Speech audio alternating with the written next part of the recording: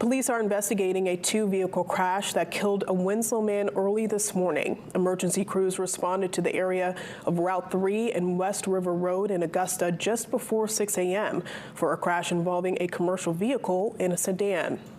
According to investigators, the commercial vehicle driven by 29-year-old Christopher Armstrong of Washington collided with a car driven by 29-year-old Cameron LaFletch of Winslow. LaFletch was pronounced dead at the scene.